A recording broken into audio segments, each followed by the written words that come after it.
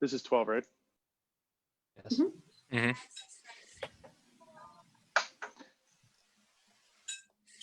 Hello, everybody. Welcome to Project SIP for our 12th podcast. Tonight, we're going to be changing things up a little bit. I'm Jake, as you probably know, and I will be leading our discussion tonight. We're going to jump right in, and I wanted to play around and discuss the various definitions and the wildly different takes we often take for them for some key words that are thrown around a lot these days. And I wanted to start with Daniel. Would you go ahead and give me your definition for socialism? Sure. So socialism is a system of politics and economics that has roots in Marxist ideas.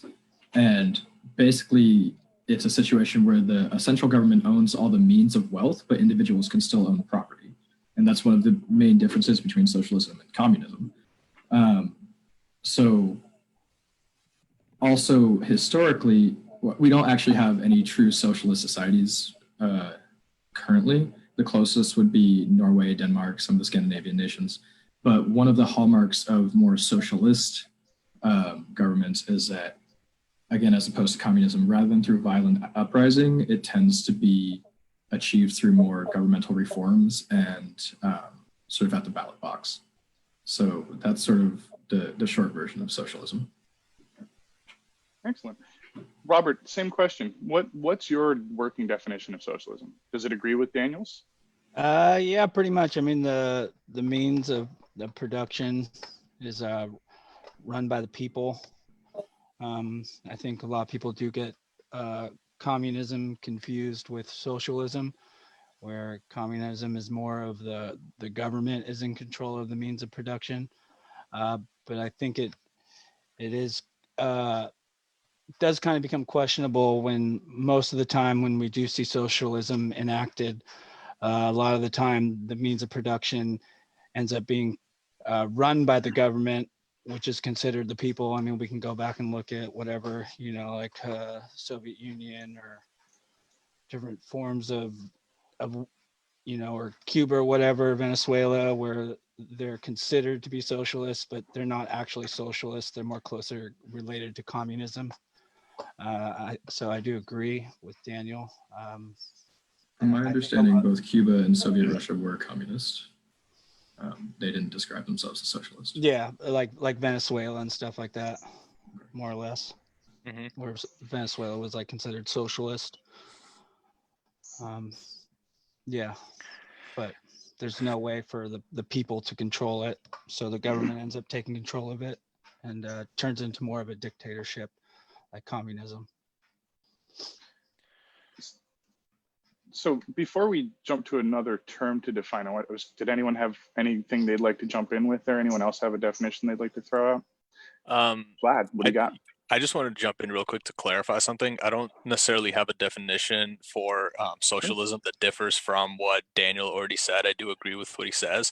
What I think is the big problem is that you can call something socialism, you can call something communism, you can call something fascism, but in practice, if that system of government doesn't actually adhere to, like, for instance, socialist principles, is it really a socialist republic? I mean, the USSR, where I was born and where I spent, a part of my youth, was the Union of Soviet Socialist Republics. Socialist is in the name.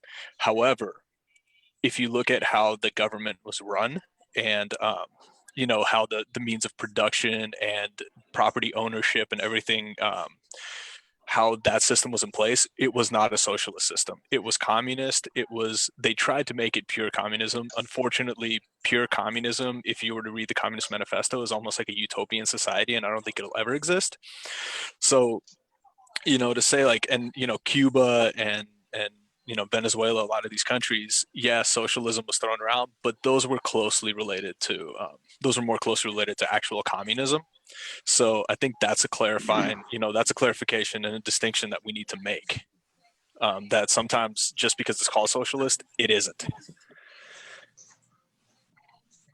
I think in America right now we have this interesting catalyzation of the word socialism, where Mm-hmm. it's used in a lot of ways that it isn't necessarily, don't necessarily match its definition. We have some things that are basically socialist in this country, some things that are funded by the group that work really well. Are there things that you guys think don't work really well? I mean, yeah, I do. If we want to go on stuff that's, what do you mean? That's like funded by the people, like by our tax dollars? Like, Well, yeah, Okay. I mean, Yeah. because I mean, you know, I don't want to go on like education being socialism, because it's not actually socialism. But, you know, people will argue with me and say, well, you know, every time the government intervenes with some kind of payment system, or, you know, whether it be education or whatever else may be, you know, bailing out farmers, a lot of people, you know, will relate that as socialism. So if we're just going to talk about things that, you know, are funded by our government through our tax dollars, I mean, I would say that, you know, our I was thinking more education along the system. lines of like social programs that are designed to help the populace. Those seem Well, like they are largely isn't education, isn't like public education one of them? I don't see why not.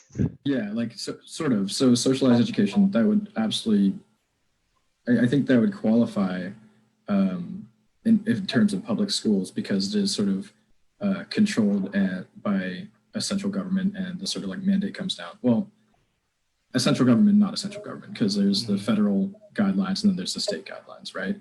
So in some ways that would count as socialist, I think, but I think a lot of the mismanagement there does come from capitalist influences on an otherwise socialized system. How so? I mean, for example, the way we pay teachers, right, is a very not optimized system in terms of getting the best quality education. It's an optimized system in making sure that schools aren't costing too much money. So that's sort of coming at a socialized idea of every American citizen should get a quality education, because that makes the country better as a whole, and instead basically negating that influence by saying, we're going to try and do this in a way that costs as little money as possible. And so our priority is actually to spend the least amount of money, rather than our priority being to have the best quality education. Well, I don't know if necessarily paying more money equals better education, does it? I mean, California teachers get paid somewhere on an average of like $89,000 a year. I mean, that's almost twice of what I make. And when The we two look that I at, know are between 69 and 89, I think. yeah, And isn't that affected by cost of living? Yeah, it Yes. is. A lot of the time. But I think if you look at, if you look at education and you look at the state of public schools in lower income neighborhoods, even across Northern California, you drive to some areas where income isn't as high, the socioeconomic status of the populace there isn't great. And because of the fact that a lot of education is funded by property taxes, so low property values equals low property taxes equals not a lot of money for schools. And you take a step, you step into one of those schools, and then you step into a school, let's say at a very high income neighborhood in Palo Alto, for example, extremely high income, extremely high property taxes, you can see the difference. And, to say that maybe paying, maybe if you pay teachers $150,000 a year, that won't improve the quality. Okay, I can make a case for that. But to say that money won't improve the quality of education, I don't think that's entirely true, because money will buy you textbooks, money will buy you supplies, money will buy you laptops, money will buy you tablets, money will buy you a better building where you can actually feel safe when you go to school. Like those types of things, money can help when it comes to education. if I could jump in real quick. Please Go for it. So when we look at education, and we can compare two schools in Chicago. You have one public school that gets $15,000 per student. In the same neighborhood, you'll have a private Catholic school that's paying $7,500 per student. The grades actually from the private school, the students in the private school actually have better grades than the kids in the public school.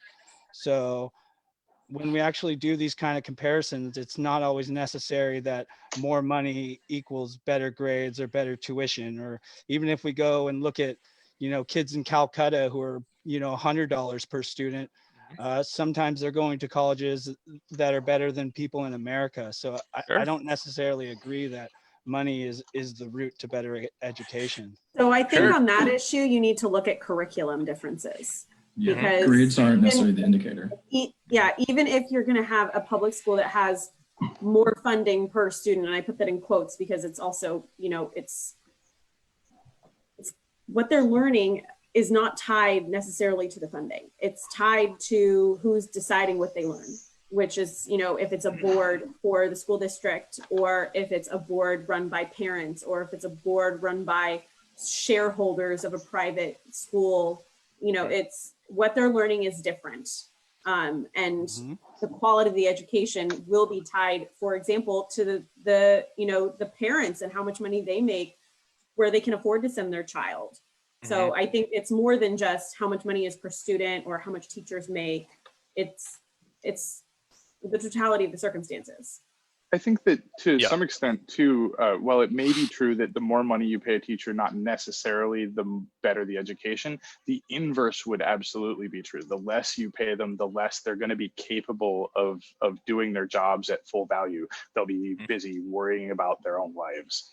You can also attract more qualified individuals or people who are perhaps even, I don't want to say more interested, but I think of myself as a public defender, and like the fact that you have people who really want to do the job, but they can't afford to live on the salary of a public defender. And so you lose really talented people because they can't afford to do it.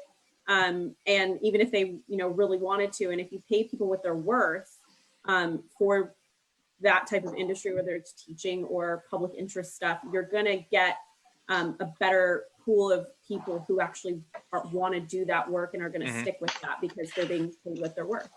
I can name at least two people right off the top of my head right now who were passionate about teaching, got into teaching, and then quit after about 4 years because they couldn't afford it. Yeah. And it's not just that they couldn't afford to live on their salary. It was also that the school was so woefully underfunded that they had to take their own money to buy school supplies. Yep. Very So common. I think the main problem that we have with public schools is that if there is a bad public school that's being ran, they don't get shut down. But the thing when you have bad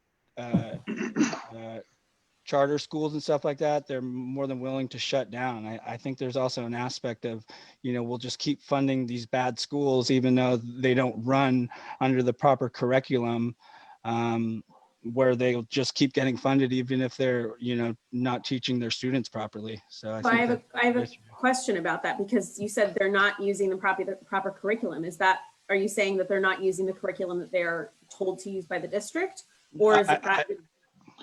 Sorry, finish what you're saying. Okay, or is that the district's curriculum is not good enough to teach the students, so then the school is underperforming, or it's maybe even a school that has a lot of low-income students, so they don't have the resources or the ability to put in the type of time for homework. Their parents are working, can't help them. That's all going to impact performance on a child, and that. In terms of, they don't shut down public schools. They do shut down public schools. Not very often. But that's because public schools, we put our tax money to that. We have to have public schools. Well, and in addition to that, those of you who grew up in Marin, about Davidson Middle School, for example. That was a school that underperformed on standardized tests a number of years in a row. And I think it was either the federal or the state government came in and completely took it over and basically eliminated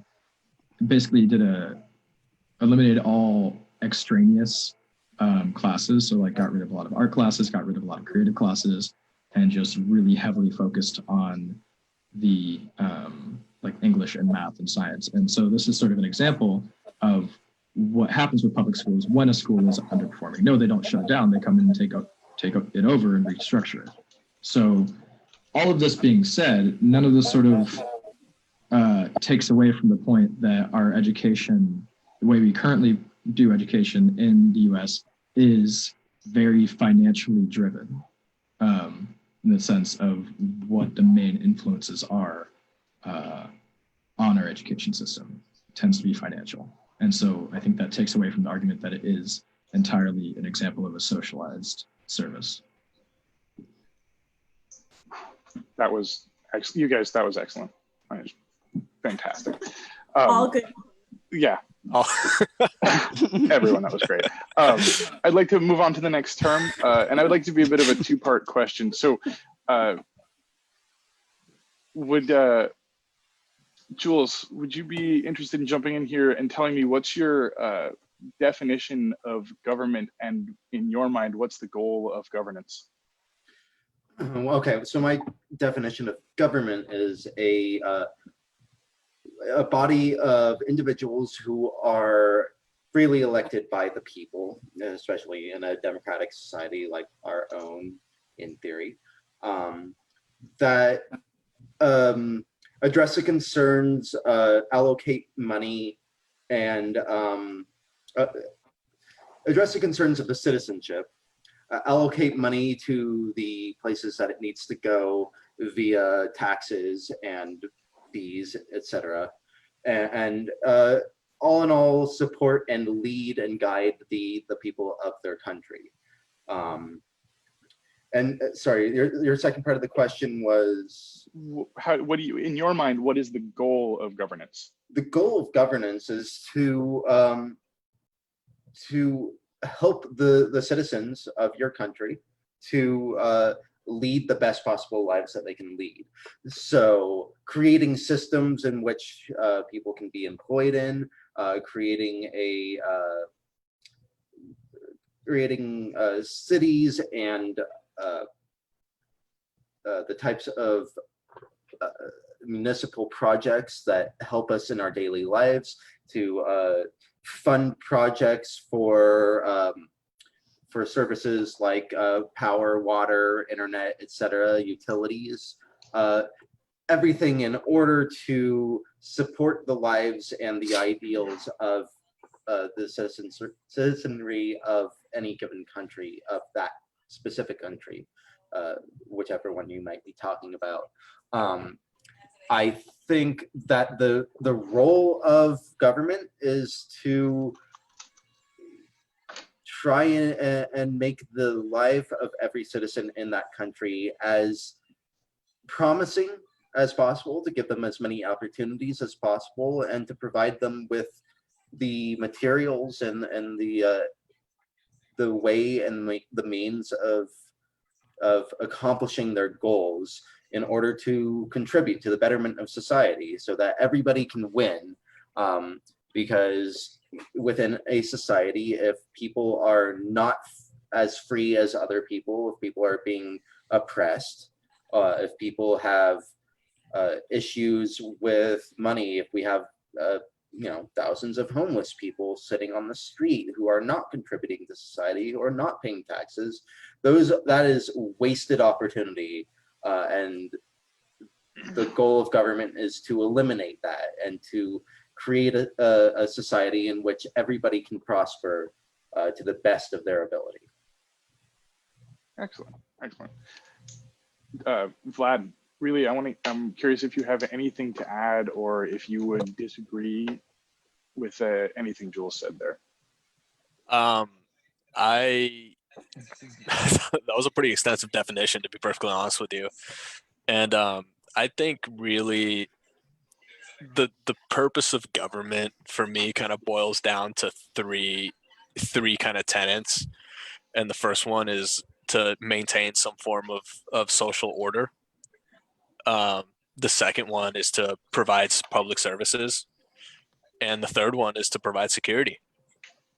And really, I think that should be it. And how you break down all those in if you want to break those down further, we can definitely do that. But I think really that's kind of the three, main tenets of government. And that's really what every government, be it a representative democracy, a communist state, a socialist state, any sort of state, really tries to do. They just kind of get warped at times. So I think that's kind of my answer for that one. All right. And Daniel, I think you wanted to jump in on this one? Yeah, I agree with a lot of what Vlad said.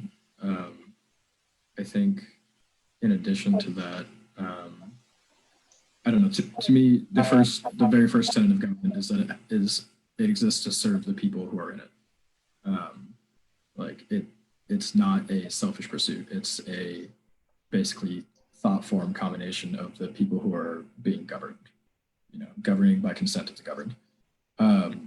But to me, the main point of a government is to utilize the extra strength that you get when you pool resources to allow all of its citizens the ability to thrive.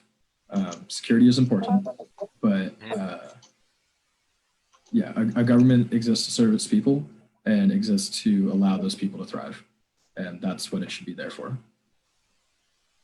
If I could jump in. Please do. Yeah, so I agree with Jules's definition that on the definition of what government is. It's just elected officials that are in the form of a body of government that is there to do the due deeds of its citizens. What I believe the role of government is pretty libertarian. I think it's pretty much just to have people live their fullest lives with maximum liberty and the pursuit of happiness. And I think the only way that we achieve that is by less governance, by enacting less policies, because the more policies that we enact, we're actually losing more liberties, whether it's our Fourth Amendment that we've lost because of the Patriot Act or whatever it may be. I do think that government should protect us, whether it's foreign or domestic. I don't think that we should be sending soldiers overseas to protect from attacks on the United States. I think that it's, I'm big on like, what is it? Like local protectionism. I don't think that I'm really for international protectionism. Are you talking more about isolationism? No, I wouldn't really say it's isolationism. I mean, I think that we should, be involved with other countries, whether it's the means of free trade. Sure. Yeah, I guess protectionism isn't really the right word, because I think Yeah. protectionism is more of blocking off your country. But Yeah. in the aspect of what defense is, I would say protectionism, but not an overall protectionism where you're isolating your country off. Sure. Like, like kind of something like what China does. Yeah. But I do believe the more that our government gets involved with some policies, I mean, I can't say all because there are some that are good, but the more policies they get involved with, the more rights we lose as a United States citizen. Sorry, I lost you for just the last few words. Can you say that again? Oh, I was just saying that that the more rights that the government imposes on us, we actually, or the more that the government tries to protect humans with whatever they're involved with, whether it's, the Patriot Act or I can't think of other things, but I think that we lose more rights the more that our government gets involved with our everyday lives. So actually that jumps right into the next term I wanted us to play with, and that's libertarianism. Would you like to start us on that one? Yeah, I think that libertarianism is more of like a philosophy. Oh, I'm sorry. Wait, can we pause for a second? I jumped over. Yeah. Hannah wanted to jump in on that one before we moved on. Sorry about that, Hannah. You're muted. We can't hear you.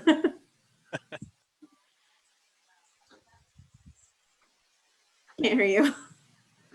Keep trying. Keep trying. Oh no. No. What about that? Is there a button right there? On your headphones. I think it's something on your headphones is muted. Yeah.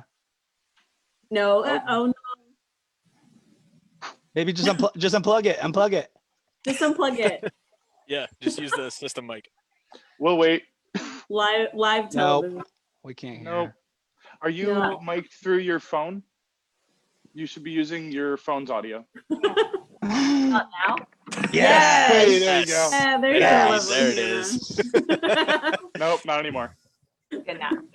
Yeah. Okay, now Yes. we got you. Awesome. All right. So there's something, Anyway, there's something that Daniel said about pulling resources that I really agree with, and I think that's a great potential about governance, that there's opportunities for really large groups of people to, from all different paths in life, to pull their know-how and their community's perspectives and wants and desires and create out of that. And the projects that can be made are just ridiculous, like huge, world changing. And I think it's a huge benefit of having governance and using it. And unfortunately, ours and others don't do it with all the benefiting of humanity that we would really like them to. So hopefully it can be done better. And I think a huge benefit of it is just this, like I said, this ability to have really great conversations and get shit done. the power of the masses is massive compared to the power of the individual. We've seen prime examples of that all throughout history. Onto Anyway, libertarianism. sorry for the interruption there, Rob. It's okay. And sorry for skipping out over you there, Hannah. Would you like to continue, Rob? Yeah, so I think libertarianism is more of a philosophy. From what I remember, I'm pretty sure that the Latin name of libertarianism is like libertas, which comes from freedom. So it's pretty much the government intervening in our lives as small as possible. When we look at political compass maps, we'll have the left, or is that left or yeah. So this is my left. We have the right. We have libertarianism on the bottom, and the opposite of libertarianism would be authoritarianism, which is massive control of government through dictatorships, totalitarian, whatever it may be, whether it's fascism, communism. Those are kind of like the ideologies that would more or less be the opposite of libertarianism. So pretty much as a libertarian, I believe that for us to prosper as citizens, there would be least amount of governance over our lives, so we could achieve max liberty and in our pursuit of happiness. So you position libertarianism as an opposite to authoritarianism, right? Correct. Yes. Does everybody agree with that? Yes. Daniel, you had something you wanted to jump in with? Yeah, I actually really agree with a lot of what Robert is saying. And so I guess my understanding of libertarianism is that it's like really focused on personal freedom and really the main, like you're saying, the opposite is authoritarianism. So avoidance of that freedom being restricted. And I think that's a really great philosophy. My understanding of policy sort of comes into play when personal freedoms aren't being or are being restricted by others. So, and you can look at that economically, you can look at that socially. Like for example, my understanding of libertarianism is that in general, it's very much in favor of like strong civil liberties, like equal rights for homosexuals, right? And that's something that I am very much in alignment with.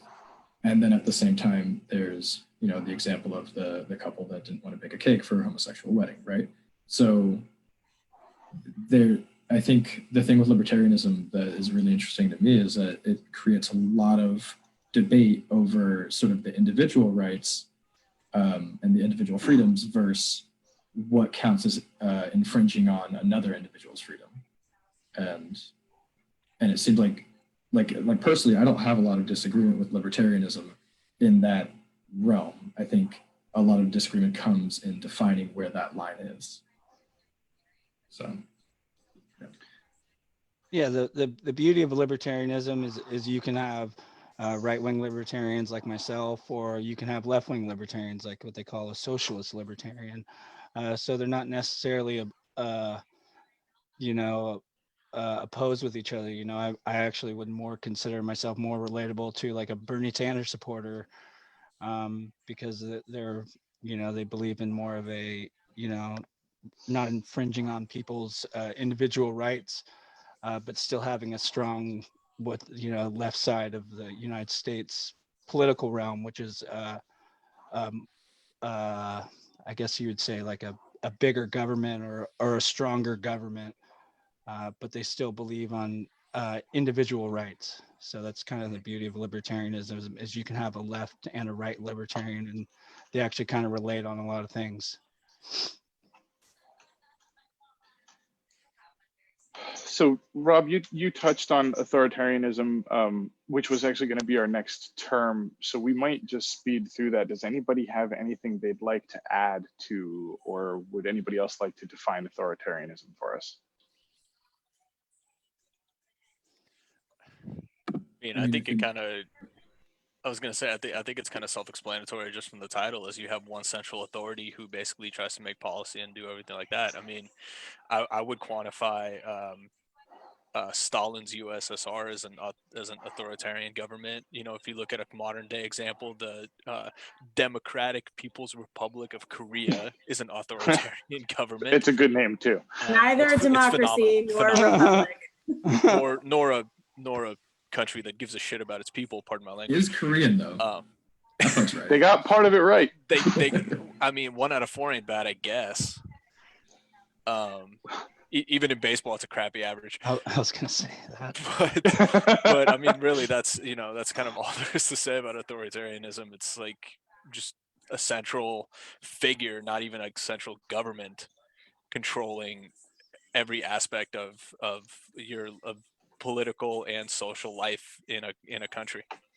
Well, I think a key part of that is also where the authority is coming from. Like you were saying, it's a very central thing, but it's also, you know, in the US, we at least pretend that, like, we at least use the language of the policies that our government makes are in the interest of the public good, and that are supposedly democratically decided. But authoritarianism is very straightforward of like, we are the authority on this matter, so what we say goes because we're right. You know, it's a much more, and it tends to be a much more force backed and authority backed. Like it's almost parental. It's really cut and dry and black and white. Like Yeah. there's no argument. It just is what it is. I also think there's an interesting distinction to be made in terms of, like, say the USSR versus Nazi Germany. Both are authoritarian dictatorships in almost every way. The way their philosophies work might be different, but they end up being exactly the same thing. You know, so exactly what is communism? I mean, they're just calling themselves communism, right? Because the idea of communism, the philosophies of communism, definitely aren't there, right? Because the top figure, you know, a single person dictating the entire rules and laws of any given country by just himself is absolutely opposite of what communism stands for in theory, which is why communism obviously doesn't work. You create a power vacuum, somebody comes in, you get a dictatorship. So what's the difference between a fascist government and a communist government when they both end up being dictatorships? Is that fascism is somewhat more honest, I guess. Communism should work on paper.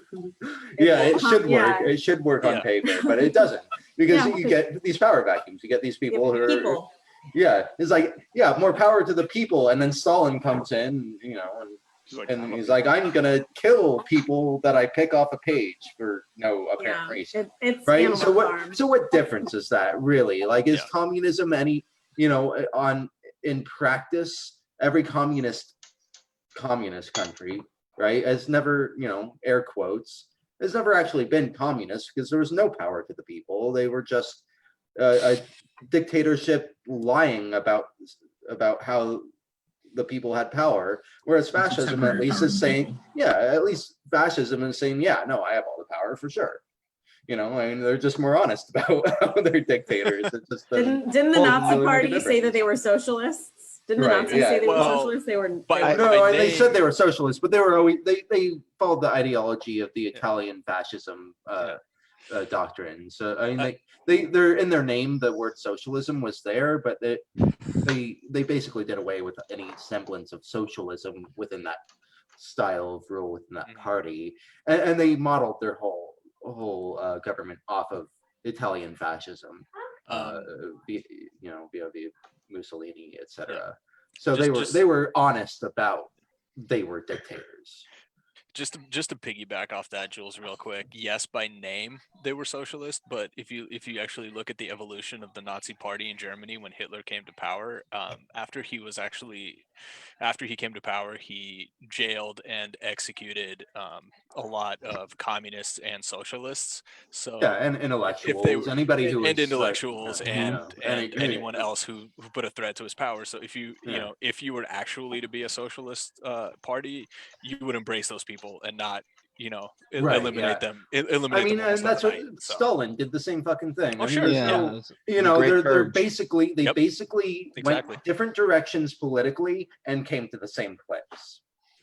Yes. Well, I think that the word fascism comes from like the word fasci, which means like a group. And if you look at the symbol of fascism, it's like a bundle of sticks with like an axe in it.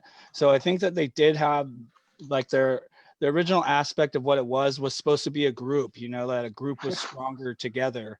But the idea of like fascism as a political philosophy, it started in Italy as a fundamental. It needs to be a top-down government. So from the top person is the ruler. They dictate everything. It's never really been ambiguous about how it is supposed to be a strong government system in every possible way. Well, I think just because I like accuracy, it comes from fascio in Italian, which does mean a bundle of sticks. There is a similar F word in American English that also means the same thing, but is also used as a derogatory term. So there you go. Oh, that's interesting.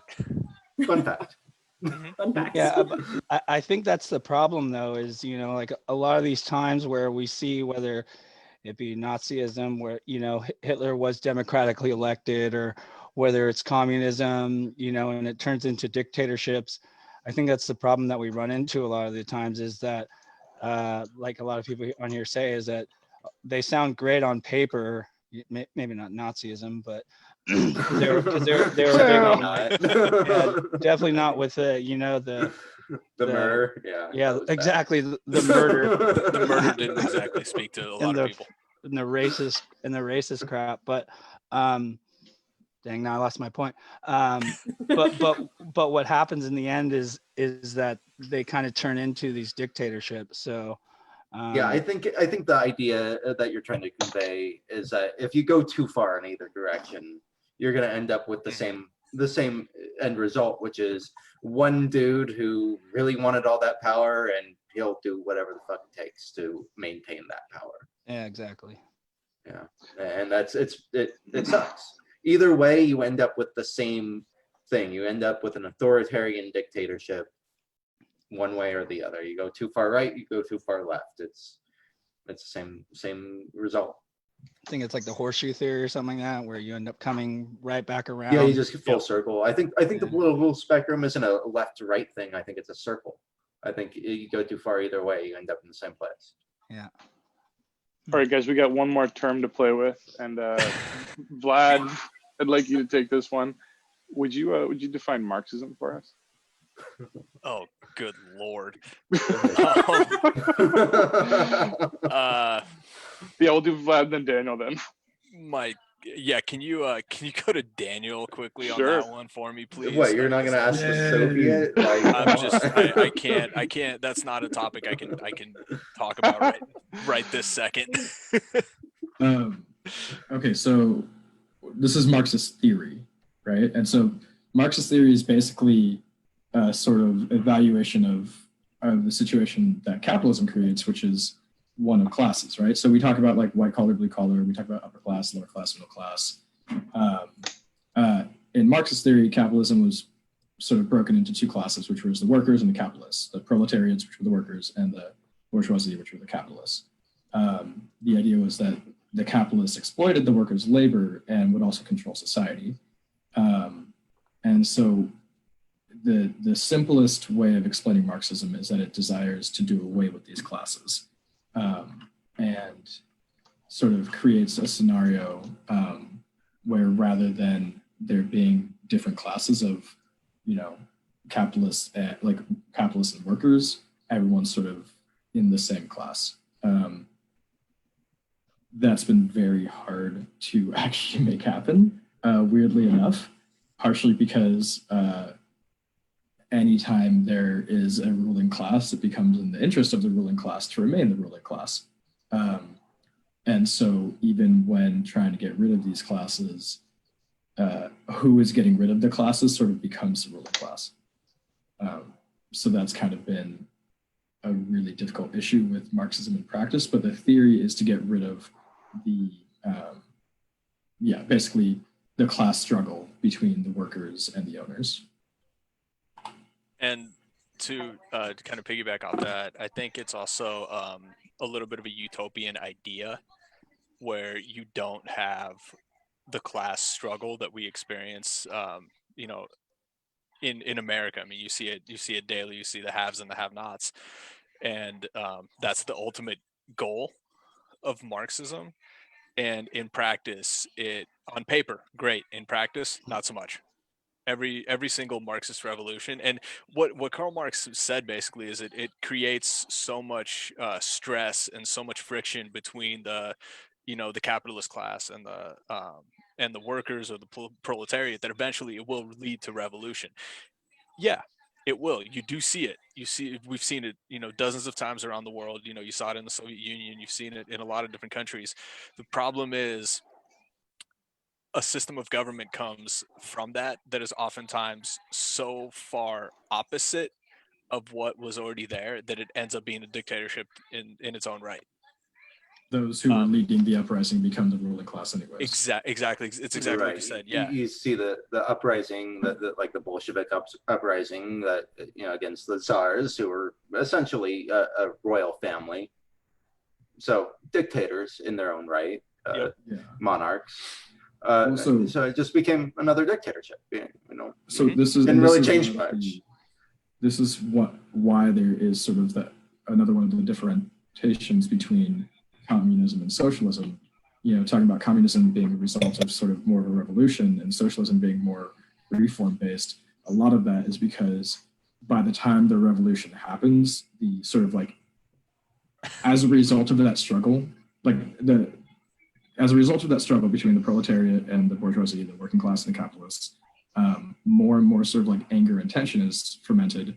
And then when that finally boils over into revolution, then the formation of the new government it's sort of generally tainted by that same anger and by that same accumulation of pain. And so that's why you see in more examples of again, there's not really a socialist country, but the more leaning towards socialist countries, it's been much more reform based because reforms alleviate some of that pressure and can tend to prevent a dictatorship from forming because the tension isn't allowed to get as tense. So my understanding is that, like, say during the Bolshevik Revolution, is that the Bolsheviks were only one of several factions of socialistic and communistic organizations and political ideologies that were vying for rule, and some of them were more militaristic and some were more like total rule, and the Bolsheviks happened to win out over several other factions that probably, or possibly, I should say possibly, wanted to be a little bit more adherent to the true idea of socialism and communism eventually. But the Bolsheviks were very well organized and then much more militaristic and had access to a lot more weaponry. Yep. So go ahead. No, I was going to say, I think, Daniel, to your point, as to why, socialist governments tend to form through reform, I think in a lot of situations when a country or when a populace gets so fed up with the division that happens, and the revolution actually occurs, it has reached a point where it's beyond reform. That even it gets to a point where even if the government were to agree to adopt, a lot of socialist principles, at that point, the populace is so angry and so out for blood that they will not accept anything short of a complete overthrow of the government. Yeah, it almost seems like socialism happens when the government's smart enough to recognize that they're getting close. Pretty much, yeah, like exactly. when they're like, oh, we could die. I did want to touch on, there's been a lot of accusations about the Black Lives Matter movement as being a Marxist movement. And I think one of the reasons that sort of discussion happens, partially because there were two organizers somewhere who talked about being Marxist. Two of the original Founders. originals, but I think the reason that there is sort of that overlap is because of what I was saying about the getting rid of classes. Because when you're talking about class, race becomes a key part of that conversation in terms of first class and class citizens. And so at least it makes sense to me that a organization that wants Black people to not be treated as second class citizens, especially when it comes to police, would want to get rid of those class distinctions. So I think By it's any also means necessary. Hmm? I said by any means necessary. I know that's one theory of it. I think it was something about like 97, 93%. Like there's a study that came out that showed, I think it was 97% of the protests have been peaceful. So I don't think by any means necessary is a common ideal that's sort of like held across the entire organization. No, definitely not. But, by any means necessary was sort of the ideal espoused by Malcolm X and that, that would be a whole different discussion. But I think that idea has some merit. Isn't even Marxism like if the government didn't reform that they would, in theory, overthrow the government through violent protest and stuff like that? Yeah, but I think that's not just limited to Marxism. No, it's not. I think I remember, God, who was it? Was it Benjamin Franklin? One of the founding fathers that made a statement about like that it's like a duty of the citizenry to overthrow an unjust government or something along those lines. If someone who knows this better than I do wants to help. I mean, it's kind of the most American thing ever, right? Like, it's literally why our country exists as an independent nation, because protesting happened and they overthrew the government. It was a whole ass revolution. So, Not a half-ass revolution. not a half-ass The revolution. entire ass. Ass revolution. Whole Then- thing. I mean, then they did it again when they scrapped the Articles of Confederation when they realized that shit didn't work. Yeah. And then when England was like, we're going to take you back in 1812, we were like, no, you're not. Nope. So we've defined a handful of terms now, and I wanted to tie them together on two different spectrums and talk about libertarianism versus authoritarianism and the scale of tension between those that have and those that don't, and ask the group, where do you see America on those two spectrums? Feel free to jump in on this one. I would say that our government as a whole is more closer. It's ever since the 50s, we're getting more and closer and closer to more of like an authoritarian left. I don't think our government is anyway libertarian. I do believe that the president I support is more libertarian than Joe Biden, but I don't think in any essence that he is an actual libertarian. I mean, when we look at our spending deficit or the president re-signing the Patriot Act, the foreign wars, the countless wars that we've been getting ourselves involved in, is the direct opposite of libertarianism. So I would say our government is more of like a authoritarian left. And how about for the spectrum of tension between the proletariat and the bourgeoisie here? Do you think that we are nearing that stage that Marx referred to, where an impending, I mean, I realize we're not in a Marxist society, but an impending revolution of sorts is coming? I mean, I think that's something that we always are in, but I think the thing is that a lot of people that are on both sides of the spectrum that are looking for a civil war are kind of out there to kind of pit one against the other, whether, far left agitators or far right agitators. I think that's another class struggle that they put themselves in where, I believe in less government. I'm, whether it's a Boogaloo boy versus, a Leninist. I think that it's something that we kind of do in society where we kind of are at this point where we're grouping ourselves in these groups to oppose other people.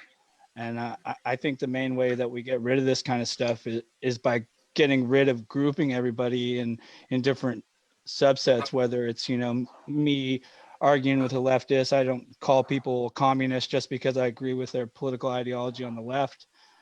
So I think the way that we get rid of this is by uniting each other instead of dividing each other through means of whatever it may be, intersectionality, or I think we need more of a uniting instead of a division of groups. I agree completely. I think we've become way too factionized lately. Yeah. Politicization. Politicization. We should have a whole episode on that. Amanda, you wanted to jump in here? Yeah, so I generally agree with Robert that we're moving more towards authoritarianism, but I disagree that we're moving towards left authoritarianism. Left authoritarianism is like actually overthrowing the establishment. It's actually changing the structure and the nature of the government and the established institutions of government.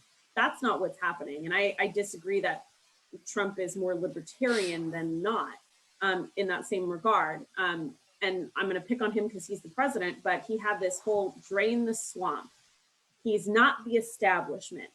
But when you look at who the establishment really is, it's the rich. It's I'm going to call the coastal elites, like we hear on Fox News.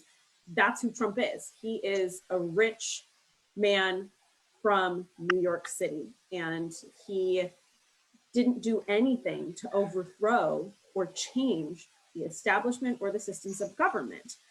He is more authoritarian right than he is left, and I think our country has been going more authoritarian right, which is, relying on the established institutions and putting our power into those established institutions and consolidating that power. And you can see that, we're going towards that in how we treat immigrants in this country. For example, we talked about the Patriot Act. I think before we've talked about how Obama was the deporter in chief, and then we have how things were changing with Trump in terms of eliminating asylum and different due process aspects. And that's just the tip of the iceberg. It's also what we're seeing with, Bill Barr and what he wants to do with protesters and charge them with sedition. That's authoritarian right. That's not authoritarian left. That's not changing the structure of government. It's putting submission into the authority that already exists, essentially. You bring up immigrants, but you forgot to mention that it's illegal immigration. I think that's something that people know. I talked about asylum. I talked about asylum as well. And I talked about deportation, but this is not an immigration discussion. But you said immigration, but it's illegal immigrants that are getting deported. So I think that this happens a lot with people on the left, that they just say the word immigration without noting the fact that it's illegal immigration that the president is working on, because that's what countries everywhere do. Mexico deports illegal immigration as well. So I think that it's kind of unfair to just say immigration when it's illegal immigration, and the president actually wants legal immigration. We take in about a million legal immigrants a year. So he does not want legal immigration. There has been more than one. No. We take in a million a year. We take in a million a year. Rob, there has been more than one instance where people have come out from the Trump administration, especially recently, and they were like, they're trying to stop lawful immigration. Look at what they did with like what they did with the HB1 visas. Look at what they did with restricting asylum and changing the standards for asylum. Those are all forms of legal immigration. So we can't be like, well, that was just the illegal ones. When the fact of the matter is, I don't want this to get into an immigration discussion. My point was that if we're talking about authoritarian left versus authoritarian right, and whether it's Obama or Bush 2, Clinton, or Trump, our country focuses more on, enforcing the institutions that we have and consolidating them and making them more restrictive, and restricting what is due process or our civil liberties. And that's not the authoritarian left. That was my point. If we want to have an immigration discussion, we can do that on another podcast, because we could all talk about that for hours. I agree. But isn't the left kind of more of a growing size of the government? Like when we look at, like if we're considering this as American politics, when we look at left-wing politics, we're kind of looking at the size of government growing, whereas American politics on the right is the smaller of governments. I mean, that's what they claim, but the Overton window's been shifting right for decades. Yeah, you can say I'm small government and still be authoritarianism and not actually be small government. I mean, you can be a dictator, and that's like the smallest version of government there is. I agree with that, but I think that we're growing the size of government. I mean, like whether we look at people that want to abolish ICE, I think ICE was created somewhere like around 2003. 2003, after all the branches broke off and became all Department of Homeland Security. So I definitely think that our government over the last 30, 40 years is growing in size, which would mean that it would be more of a left-wing politic. I don't think that's not really left-wing. Just like bigger government isn't what left-wing but means. In American politics, left-wing politics is the bigger size of government. But would you consider ICE to be left-wing? It's not. Just because you add another institution. I agree, but what I'm saying is that ICE would be more of versus authoritarian versus libertarianism, just because I'm not saying ICE is a left-wing organization. I'm saying that because as the size of government grows, it would be more of a left-wing, bigger government idea. I don't think that it's. I disagree with that. I don't think adding another institution or adding another department or adding another law enforcement body automatically makes something left. I don't think big government is what being left-wing means in the American political spectrum. Okay. We already defined libertarianism as not left or right, so we know that. I'm a libertarian hybrid. Socialist, so I'm like the left side of libertarianism, and I don't see ICE or more law enforcement or more restrictions, more government control, more government oppression. I don't see that as left wing at all. That to me is it's just not left. But I'm right wing libertarian, and I believe in a very small government. I think that's where our idea. But that doesn't mean that the left wing necessarily believes the opposite. There is probably left wing that does believe in large, and probably right wing that does believe in large. Conservatism. So then we're debating semantics, whether we're talking about United States politics or we're debating world politics. So real quick, I wanted to. Oh, sorry. Go ahead, Jake. So we had a question from one of our panelists. I lost. Let me scroll up. Charles is asking, how do you make things equal when the upper class refuses to allow it? And this question I'd like to pitch to Daniel. Yeah, so this kind of ties into what you were asking before about where we're at right now in terms of getting to that tipping point of revolution. And I think one of the big problems in the US, and a very modern problem that a lot of times previous sort of Marxist struggles or class struggles didn't really have to contend with as much, is that we are in the age of mass information and information control.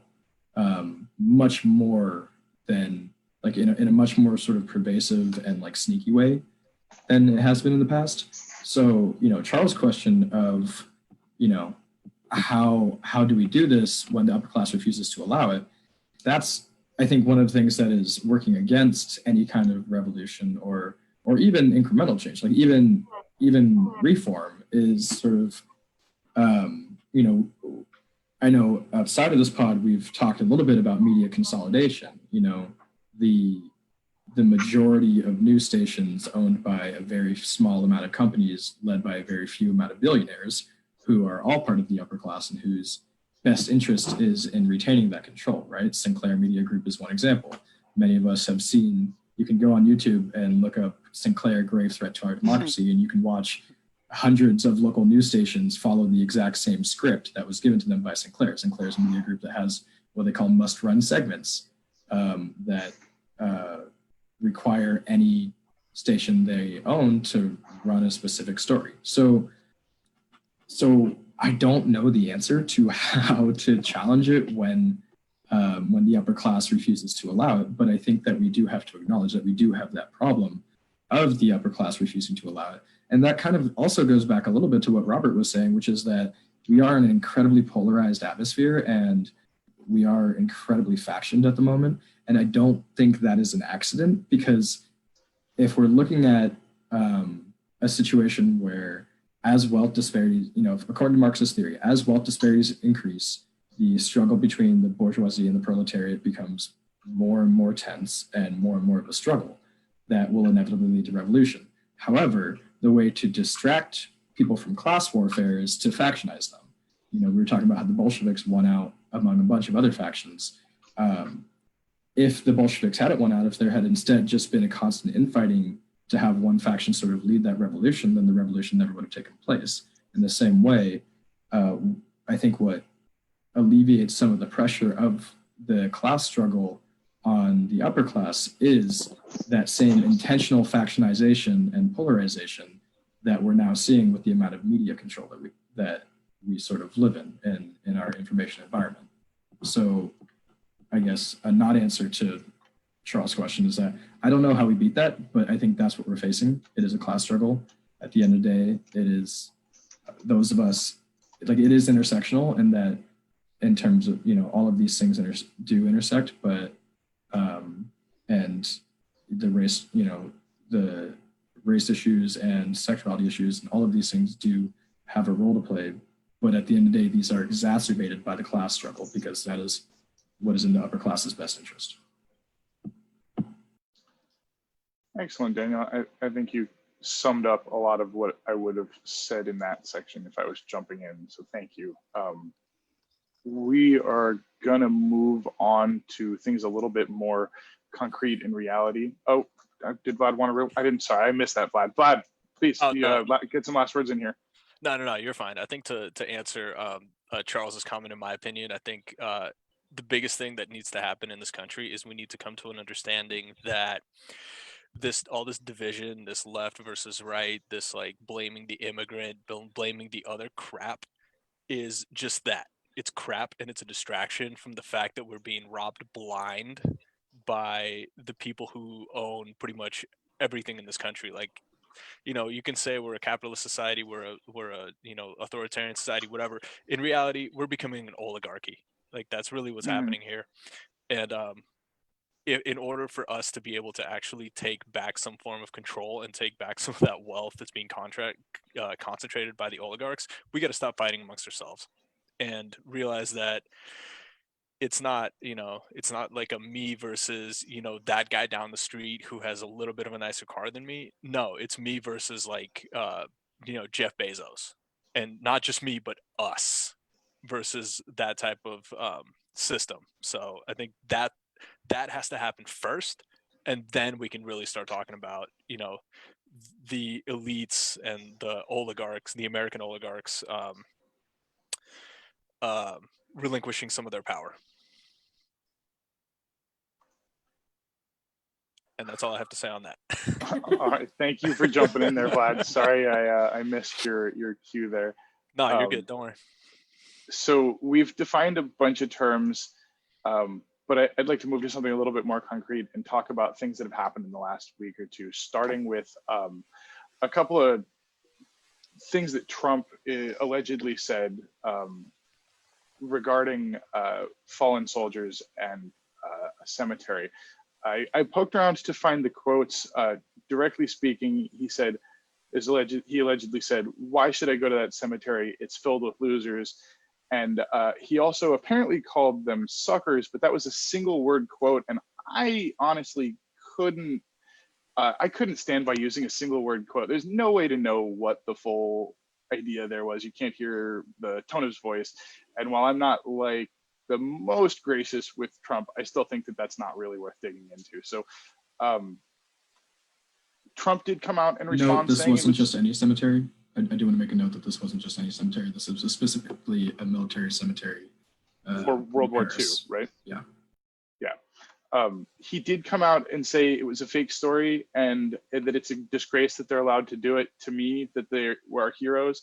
It's even hard to believe how they could do it. And I say that the level of bravery, and to me, they're absolute heroes. And so I wanted to ask two questions. First, we've all lived with Trump as president for almost an entire term. We've seen him interact with the military and military officials tons of times. Do you guys think Trump shows respect for the military? Who gets to go first? That one's open to all of you. Feel free, jump in. I think he shows respect to the military when it will benefit him, when he knows that eyes are on him. I mean, people like to say, oh, he's not a politician, but he is now. And we know he's all about ratings. That's been his mantra for quite some time.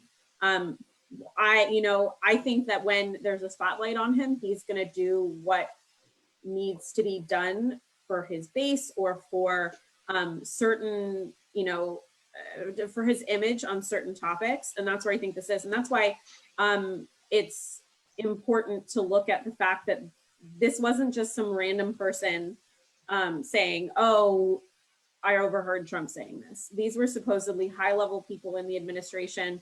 It wasn't just, the Atlantic, which I'm sure someone, has brought up somewhere on the internet, the fact that they're one of their biggest owners or board members is a Biden, they donate to Biden. $600,000. Yeah, and so, but for me, that doesn't matter because it was independently verified by the national security correspondent for Fox News, who talked to two people in the administration. I mean, she did. But it's not verified that he actually said it. It was verified that the whistleblower had said it. There's no verification that he when we're talking about verification, if I interview you and you want to remain anonymous and I say I interviewed an anonymous source high up in Project SIP and they told me this, that qualifies if you believe that kind of the source of the information that you're getting about what was said. And so the fact that Fox News's own national security correspondent reported this, and if you know, it's not exactly the same quote. It is a little bit different if you were to look that up, but it was along the same lines. And it was two people, it wasn't just one. And she's generally well respected in Fox News as a correspondent. That to me spoke volumes. And then the last thing I did want to bring up, because I mentioned the whole spotlight thing. After I said that, I remembered, because of his ego, because of the fact that he does have thin skin, he doesn't like to just take it when somebody disagrees with him or criticizes him. We can see how he was with talking about generals, talking about people who were well-respected members of the military, retired generals who left his administration, and the way he speaks about them.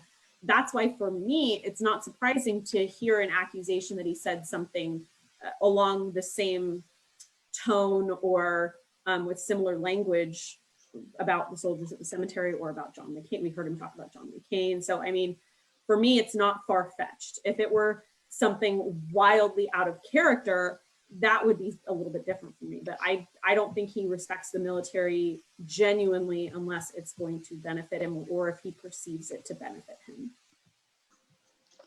So, yeah, so Robert, go Bennett ahead, please. said that two officials had said that this happened, but there's 10 officials that had said that they never heard the president say it. I have something on that too. Including John Bolton, who is not necessarily the president's best friend, and John Kelly's staffers. had also said that they had never heard the president say this. John Bolton didn't say that it's not out of character for the president to say it.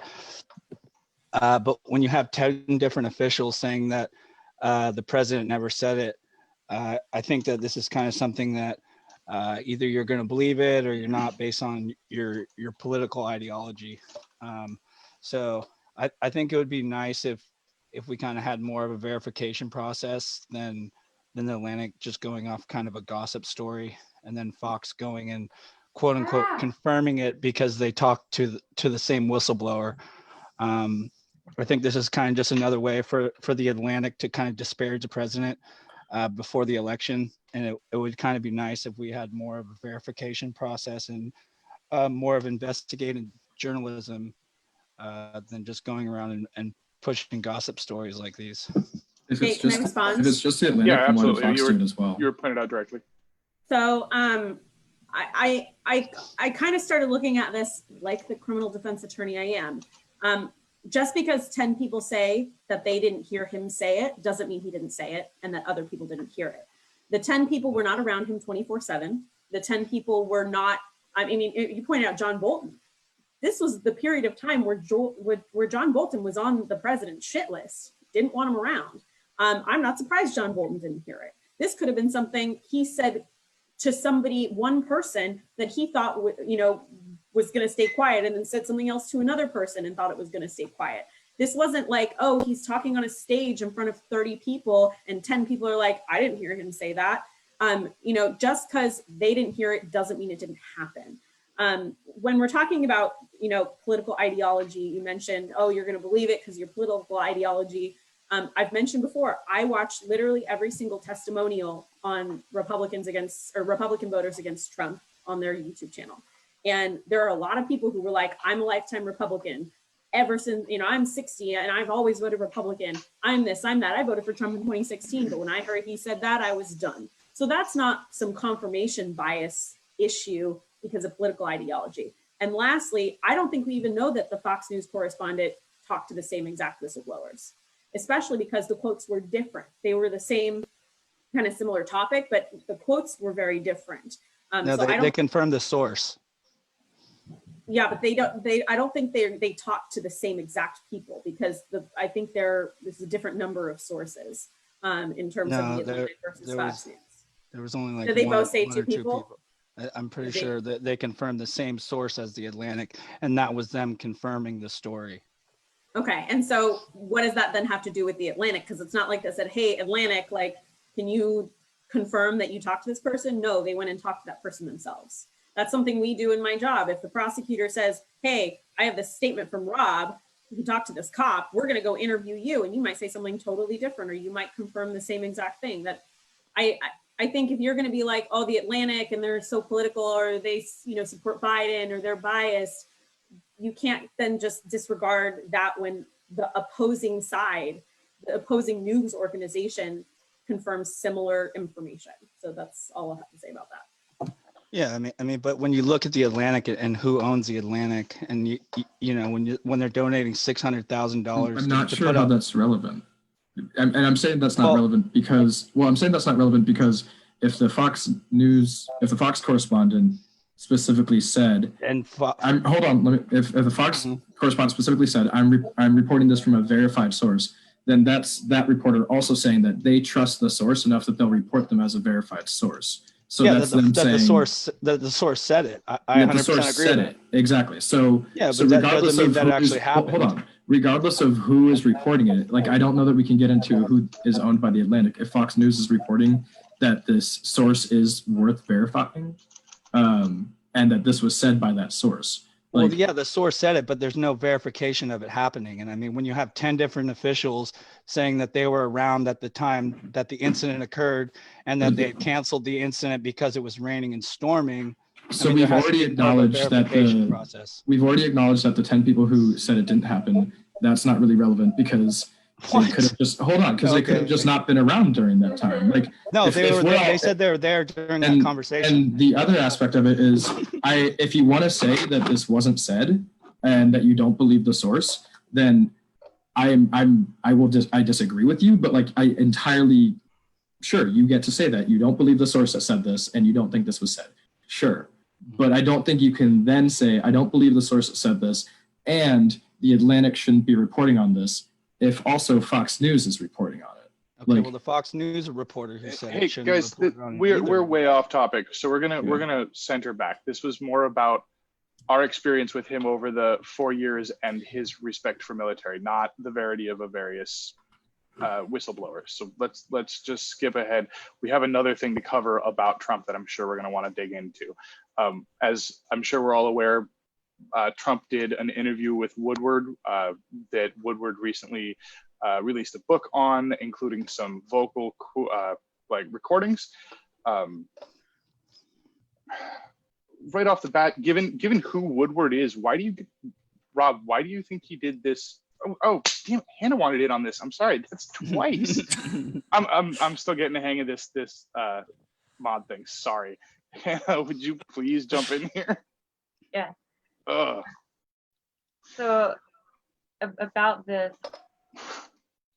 article and what I read from it, and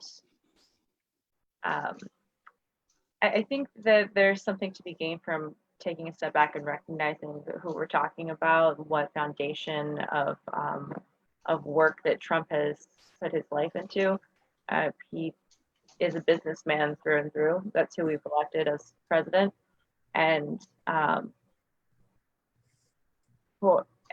his experience, he did not serve in the military. He does not have family history of military service. And he specifically did not end up, he got a medical pass for not getting drafted. From some of the content in the article that I read about this, people said that he seems to genuinely not understand why somebody would give their life, give their work without compensation, without, like, why risk this? Why serve for the military and not like, as if doing that made you a loser if you didn't come home without, any casualties or any being held in prison. It seemed to be like he does not really understand the value and, I guess, the meaning that the other people get in giving your time and energy, your service to your country, without expecting, significant gain or monetary gain. And I don't think that that's surprising coming from somebody that's a businessman. I mean, he didn't put his time and energy into investing into the military. So he clearly does not seem to have, if we're basing this information is correct, the kind of respect that others would have if they had that prior knowledge based on their experience or their family's experience. So overall, him respecting the military or not, I think he probably respects the military up until a point as much as he has reason to value it. And that competes significantly with the value that he puts in monetary gain. And that's who he is. Just take a look at who he is, what he puts his time and attention into. And these comments aren't surprising to me. Just coming from where he's invested his time and energy. I had read that too about him, the article that you referenced about him seeming to not show the level of enthusiasm or respect for sacrifice. I'm curious, Jules, did you read that as well? Do you have something you'd like to jump in here and say? Not that thing specifically, but there are a couple things that I'd like to note on in terms of this topic. In that James Mattis, who is the Secretary of Defense, has described Donald Trump as a threat to the Constitution.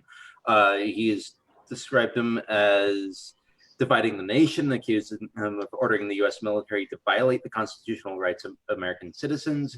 He's basically come out and said this guy is not adhering to the Constitution and in a way that is offensive to the military of the United States. Not to mention that Donald Trump spent many times disparaging John McCain for being captured. He said something to the effect of, "I don't like people who are prisoners. I don't like people who are captured." As if John McCain being a POW was a detriment to his character.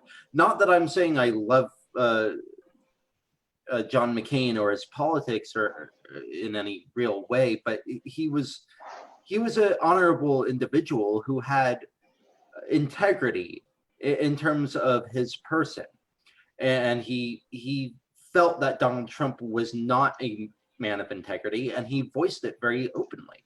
And so what Donald Trump did was disparage his war record and say, "Oh, well, he got captured, so he must have not been a very good soldier." So I agree that I don't think Donald Trump really has much care for our armed forces past what they can do for him. And I also think that extends to Donald Trump's overall overlook of anything. I don't think he has care in terms of how he views anything around him, in terms of how it benefits the country. No, he doesn't give a shit about that. He cares about how it benefits him. He cares about how does this make me look? And he has shown that in many ways, and he's had multiple military officials denounce him because he has made very questionable decisions on a military function. It came out recently that many senators and a couple of military commanders and I think generals were against the assassination of the Iranian military leader. I forget his name. And General told him Soleimani. he told him he should not do that, that it was a bad idea, and he did it anyway. Good. You should have went. It's a freaking terrorist. What do you mean? It doesn't really matter because it's more than that. It's more about. You can't just give the president a win. That's exactly what it is. I think No, it's that's not more true. that I'll give assassinating the president a win if he does something honorable and Assassinating a not- terrorist. assassinating a Is he a terrorist that terrorist, could set though? us into a, well, regardless of whether he's a terrorist, assassinating a terrorist in a way that could set us into a military conflict that would have huge implications on exactly what you were talking about, which Exactly. is further war, and have huge implications on our military, should It's an be more international thought through. crisis. It was an international Decision. crisis in the making. It didn't happen, but it could have, and it was a dangerous move. Did And you say the just same thing because- when we killed when Obama killed Osama bin Laden was or not a whatever? member of any government leadership He whatsoever. wasn't a world leader.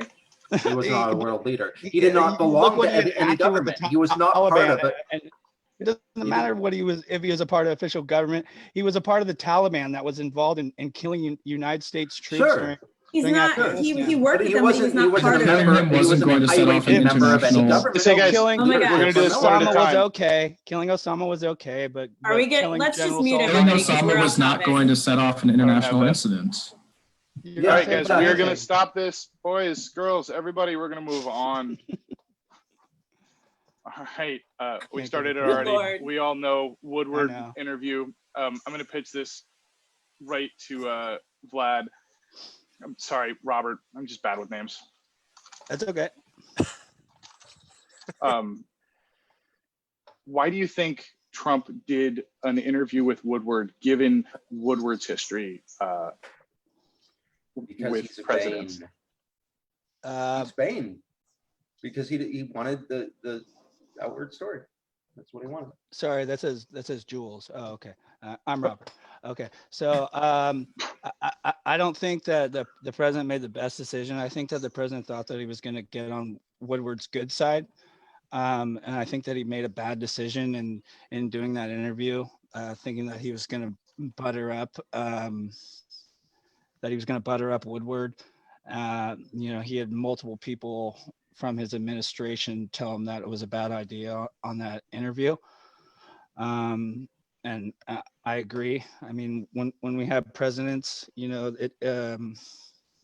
is it? Machiavelli talks about it in The Prince, where sometimes leaders have to make decisions that may not be popular for the people, but may be right in their eyes. I don't necessarily agree that the president, as people like to say, downplaying the virus. I don't think that was necessarily a good decision, but I think that people in his administration thought that at the time,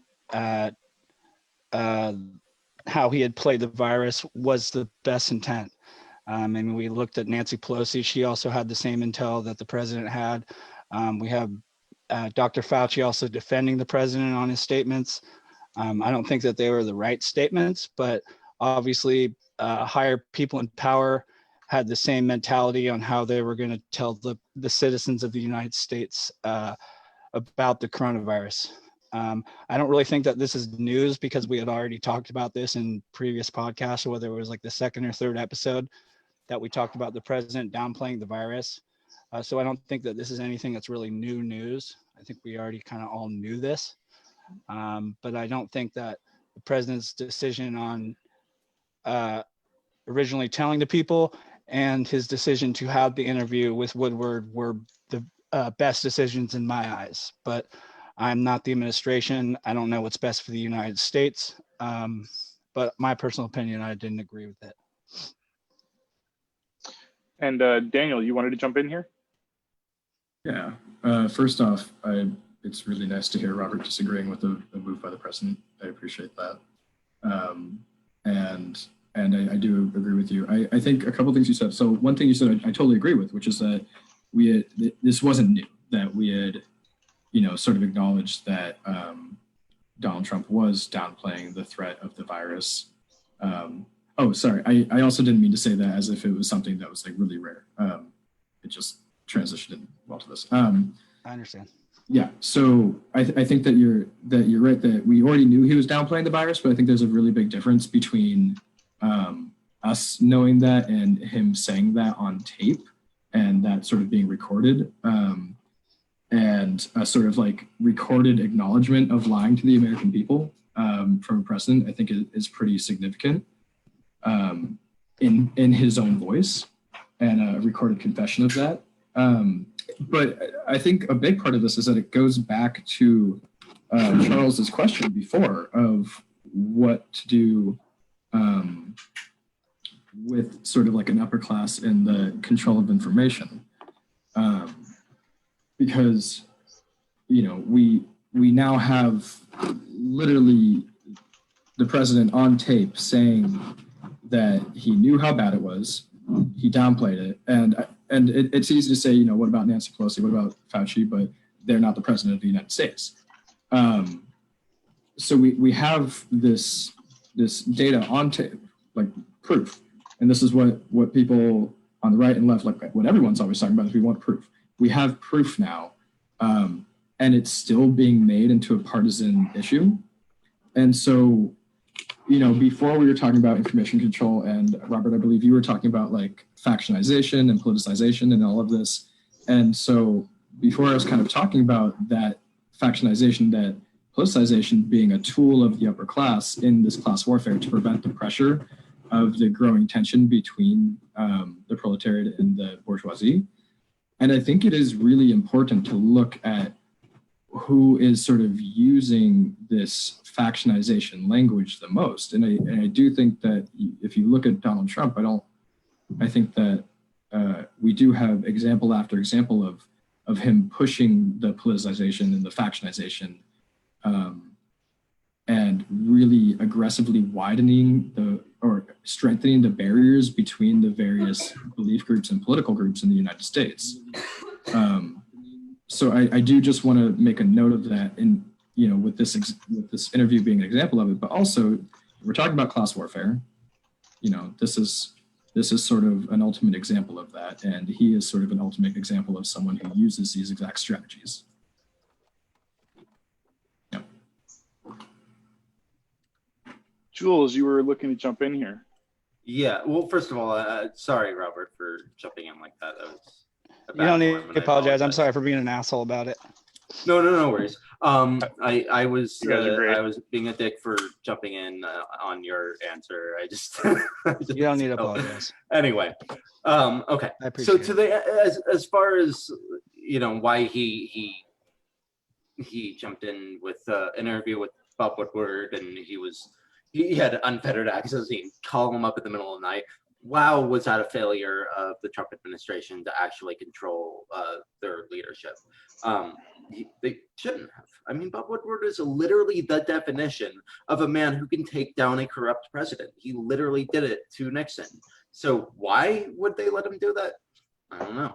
Why would Trump want to do that? I mean, vanity is the only thing I can think of as why he'd want to do it. He wanted to do that because he wanted the public looking at him, no matter whether it was you know, good or bad. I don't think he really considers that in any real way. I don't think he really thinks about it in terms of how will this affect me, because I don't think he actually thinks about the future consequences of his actions. I just don't think he does. As far as what he said, I mean, yeah, no, and to a degree, Robert, you're not wrong. It's not news because we knew he was lying. But there's also to the degree that we also now have definitive proof that he knows he's lying. He's lying on purpose. And there's always been speculation in my circles and many other circles that I'm following that does Trump know that he's a liar, or does he lie on purpose? Well, now we know. He's lying on purpose to better his own campaign, to better his own thing. And what the problem is with that is that if Trump had just been straight up, if he had just said, yeah, this virus is bad and we need to react in an extreme way, his ratings, his poll numbers would have gone way up. Because all he needed to do was acknowledge it and say, hey, we need to do something about that. But instead, he completely denied that anything was even happening. He politicized it. There were several weeks in which he was saying, oh, it's nothing worse than a flu. But like 2 weeks before that, he has an interview with Woodward in which he says, oh, I know this is way worse than a flu. Well then, why didn't he just say that?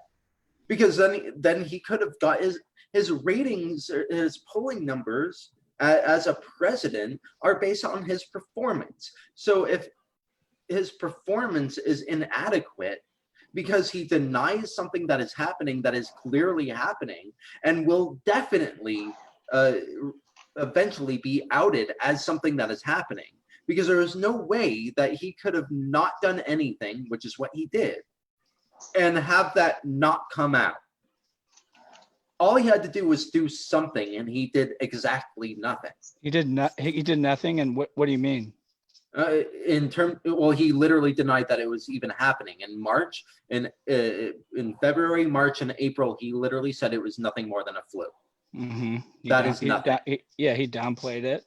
He downplayed it, and it cost lives. It cost several thousand lives. I mean, that's ridiculous. The thing that we look at is Europe is having another surge in the coronavirus. So I don't necessarily know if the president was to necessarily be honest. I mean, we just had our 6-month anniversary of 14 days to lock down to slow the spread. So I don't necessarily know if the president being quote unquote more honest to the people would have really made that much of a difference. It would absolutely made a difference. But what's happening now in Europe? Well, what's happening now in Europe is a smaller, much more easily controlled outbreak that they know what to do with, because they already did it in the first place. Because we have a huge amount of the percentage of infections in our country. But I know, but the WHO has just said that disproportionately large amount. Alarming rates of transmission are starting to go in Europe again. That is alarming in their terms, because their terms are a lot lower than our terms, because the United States are so much higher than everywhere else in the world. I know, but guys, we're gonna move on instead of getting stuck in the back and forth. This is valid. This is good stuff, but we have people in queue. Amanda, you wanted to jump in here? Yeah. So I agree with Jules when he talked about, the Woodward interview is about vanity. I don't think it was necessarily, I want Woodward to like me or butter him up. I think that was part of it. But I think it was, this guy writes books about presidents. he writes popular books about presidents. I want to have a book by this guy. I will do this interview. And in terms of like his admin or his staff letting him do the interview, I don't think, I mean, they didn't want him to, they wanted him not to. I don't think they would have let him do anything. He does what he wants. He was going to do the interview whether they wanted or not. And it wasn't just like a one-time thing. It's like he's calling up Bob Woodward in the middle of the night and there's like 10 hours of tape. And we know he doesn't have the patience to sit for a 10-hour interview. So, I mean, I think it was about status. I think it was about being up there in the, you know, all the great presidents have these books. But I don't think he wanted to listen to anybody about why it was a bad idea. And I think, I don't know if this is accurate, but I read something about like how almost every single president who sat down with Bob Woodward regretted it. Like that does seem to be the idea these days. I mean, I don't think Obama probably regretted it because I was going to say that was a pretty glowing review, wasn't it? Yeah, I think that was the one glowing review he's given. When we're looking at what he talked about, you know, his reasoning was, oh, I downplayed it because I didn't want the country to panic. And that felt, I mean, on the one hand, that could be true if he were a compassionate person. But I think it's disingenuous and hollow to say, I don't want the public to panic when a lot of what politics are and a lot of what his talking points have been since he first ran for president have been almost designed to create panic in some way or fear mongering. Be scared of them, you know, the rapists from Mexico, be scared of the inner cities, be scared of this, be scared of that. The Antifa's coming to get you. I don't think he's a person who has ever really avoided something being revealed or told to the public to avoid panic. And so for me, I was like, that's just not a good enough reason. If he were a compassionate person, if he really were like, well, I really truly want to do this right and not, you know, I don't know, like it would have been better. Just there could have been a better response, a better reason. And one of the things that came out this week was, and I'm going to butcher her last name. Her name is Olivia. It's either Troy or Troye. She was the, hold on, let me pull it up. She was the advisor on counterterrorism and homeland security to Vice President Mike Pence. And then she became the lead on his coronavirus task force. And she just came out and endorsed Biden. She did a video for, again, Republican voters against Trump. I told you I watch every single video. And this is what she had to say about it. She said that towards the middle of February, we knew it wasn't a matter of of if COVID would become a big pandemic here. It was a matter of when. But the president didn't want to hear that because his biggest concern was that we were in an election year. And how was this going to affect what he considered to be his record of success? And so, you know, if we believe that he said that, if we believe she heard that out of his mouth, that's something where I'm like, it's even more hollow to me that it's an excuse to say, well, I just didn't want people to panic. It was, you didn't want it to affect your numbers. And I remember he came out with something like that. Somebody, you know, reported that he said something similar a few months ago, that he was more concerned with the numbers going up. So let's stop testing, you know, it's kind of along the same vein. So I don't believe that he didn't want people to panic, that was the reason. And his only response was, let me see if I have it. He said, well, I didn't downplay it. I actually, in many ways, I upplayed it in terms of action. And that also rings hollow to me because he straight up admitted in that interview to Woodward that he downplayed it. He admitted, he used the word downplay. And this just feels like very 1984, don't believe what you see and hear with your own eyes and ears, believe what we tell you. And yeah, that's what I think. I believe Vlad was up next in the queue here. Vlad, what would you like to add? Yeah, so a lot of what I wanted to say was already covered by Jules and Amanda. I will add though, I agree. President Trump sitting down with Bob Woodward was a monumentally just dumb decision. There was no way that was going to go well. And yeah, even if it doesn't matter who in his administration could have told him, sir, this is not a good idea. Please don't sit down with him. Please don't go on record. Please don't allow him to record anything. He would have done it anyway. He does whatever the hell he wants. It's plain and simple. But there's a difference between not wanting to cause a panic and then actively, telling people like there is no problem, go about your daily lives. And I feel like that's what he was doing with his comments about, it's going to go away in April when it gets hot. It's September. We've had multiple 100-degree heat waves in Northern California. It's still here. He made comments about how it's one case. We've got it locked down. Pretty soon it's going to be down to 0. Well, it's not. We got 200,000 dead people. So you can say, like, yeah, maybe you don't want to cause a panic, but you also don't want to make these types of comments that make people believe that it's not an issue, because there's a lot of supporters that he has who will literally like eat up every word that he has to say. And then recently, there was a report came out that said the United States Postal Service wanted to send 650 million masks, which I think was 2 for every American at no cost. And that was abandoned that plan was basically shut down by the White House. So if you don't want to cause a panic, but you want to take it seriously, these are the things that you don't shut down. These are the things that you try to do. And you try to tell your supporters like, hey, maybe it's not as scary as people are trying to make it out to seem, but it is serious, and you should wear masks. You should practice social distancing. You should not take over a goddamn Target in Florida while not wearing a mask and singing songs and dancing through the aisles. Like, this is the kind of stuff that he needed to come out and say, and he didn't. So that's, I think that's the problem. What was that at the Target?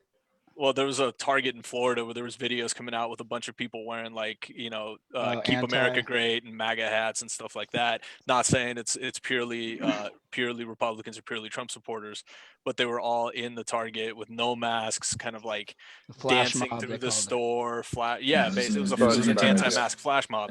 But this is the kind of stuff that you try to shut down, even if you're not trying to, you're trying to not cause a panic. But you have to understand that, like, he knew that this was deadly, that this could be a crisis.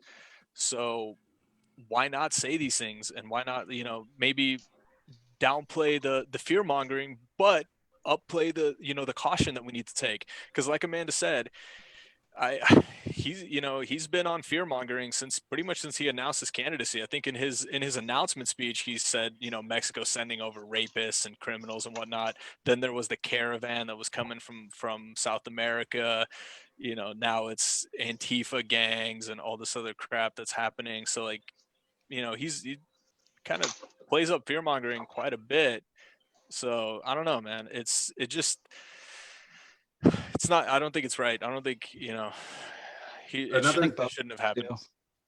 One more thing too, every governor and major leadership, whether it's a Republican or Democrat in on a state level, that has been perceived to be doing a good job in terms of their response to COVID. Doesn't matter what party they're from, they've received extremely high marks. Their approval ratings have gone through the roof, every single one of them. If the population of any given state has said, oh, my governor's doing a great job on COVID, and because they're actually acknowledging it. So they're saying this is something serious. Like every single governor and senator or whatever of any party, they're doing great. But Donald Trump has extremely low marks in terms of his approval rating on his response to COVID, because specifically he said it wasn't a big deal. I think, Jules, if President Trump had acknowledged from the start that this was deadly, it was serious, that we should be wearing masks and we should be practicing social distancing, this election cycle in 2020 would be almost a no contest. Like he would have won. He would have solidified his reelection in like January. All he had to do was all he had to do was admit that it was a thing. Say, hey guys, we need to do this stuff in order to prevent the spread of this terrible disease, and just functionally be a leader. That's all he had to do. But because he's so concerned about the single present moment, I think that's his biggest failing. He that's he can't look to the future. He can only look in the present and say, does this make me look bad or not? I think that's a really good point, and I would love to hear what you think, Hannah, because it seems like you had some thoughts on this. Yeah, I think one of the things that Jules was just saying now about leadership is really what we needed here, and what President Trump is significantly lacking. There was something that Amanda had said about his intention or looking ahead for what the next election cycle is going to require of him in full open numbers. And I definitely believe that was a factor in why he held back on telling people about this being a serious, about the coronavirus being serious. And but sorry, I'm kind of with my thoughts. I think that his lack of knowledge of how to lead government and people, as far as in this taking care of people kind of manner, is one of his greatest downfalls. And I think he likely genuinely did not know what to do. And even if he was receiving the right advice on what to do, did not have his intention, his heart in the place of helping the masses compared to helping himself. And I think that don't want to cause a panic is a lump all kind of response, similar to dog ate my homework, or I just don't get it. Like, what about it don't you get? Like, what about this? Why was a panic so serious of a concern when you think of that there are likely many other alternative ways that this could have gone down and how to prepare a country to receive this information? I think it is just a really not quality response. And if it was a significant concern of his to the point of needing to do this, then he really should have broken it down for us.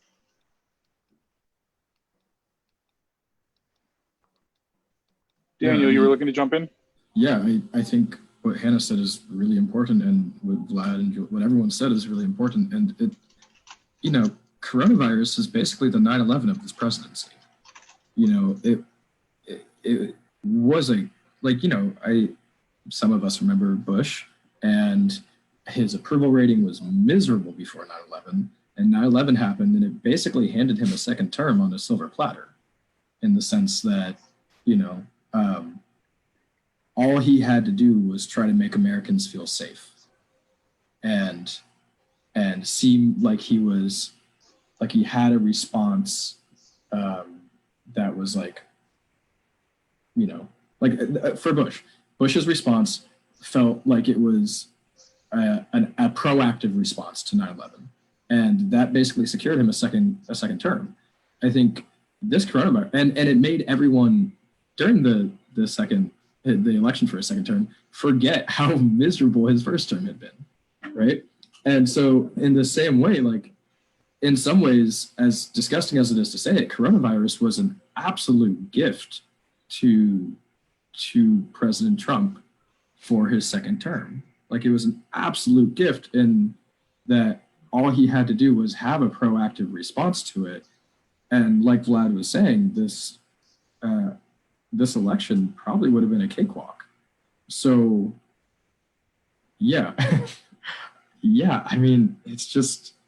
So it's a little bit mind-boggling to try and understand what the motivation was to downplay it and to not have a proactive response. That's the part I'm having trouble. He didn't have to lie.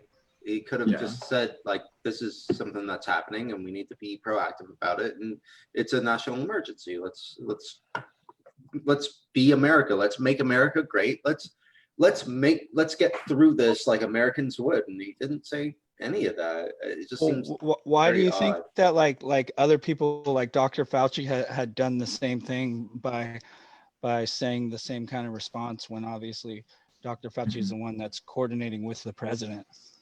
I don't think Dr. Fauci did the same thing. Yeah, he did. He never said it was comparable he was telling to the flu. Fauci was saying all the way until the middle of March that people could still go out on cruises, that this wasn't that big of a deal. He originally said that people didn't need masks. I mean, this is somebody that the president is coordinating Yeah. with. So I think you're obviously absolutely right about that. there's They some didn't- kind of, Well, I don't think that this is just the president just like solely like saying this just off the top of his head. I think that this is something that the administration had chosen that was going to be the best response Right. to the virus. And And I don't he necessarily did- agree when- that it was, but I don't think this is just president just spitballing off the top, just telling I people. think you're Right, right. but when Dr. Fauci did reverse course on those things, he did so against the president. Well, Donald and Trump when did Fauci was not saying this listen in to him. March, Once One he at a started time, saying, guys. sorry, Sorry. once Dr. Fauci started saying like, well, maybe this is serious. Maybe we do need to start taking care of this. Donald Trump did not go along with that. and Well, when he did. he was, well, hold on. And when Fauci was saying that in March, that was after Trump was already on tape saying he knew how serious it was. Yeah, no, I understand that. But it was, I don't think that makes a difference because I think that the president and Fauci had obviously had something in mind where that was going to be their original response to the virus. I mean, I don't think Fauci had any political interest in how Regardless this of- whole thing went, and I think Donald Trump did. Amanda, Regardless of did you have something you Fauci's- wanted to say here? Yeah, so I was just basically going to say that, like, we need to remember that this was a novel virus.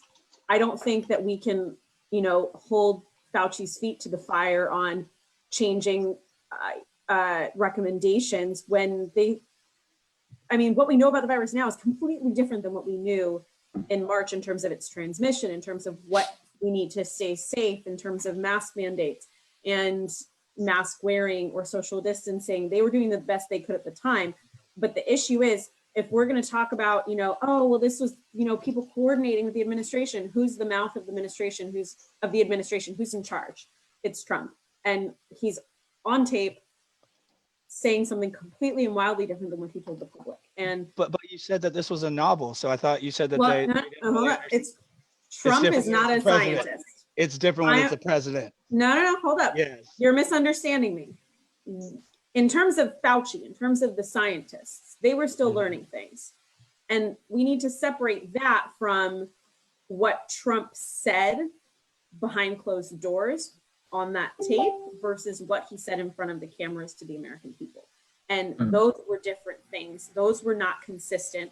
Those were tell Woodward it's super deadly and whatever, yada, yada. And then the next day or the next week, say the complete opposite to us, the people he represents. That's different. It would be honest of him if he had gone to the public and said, you know what, we don't know much about this yet. It's new. We're learning. Our recommendations might change.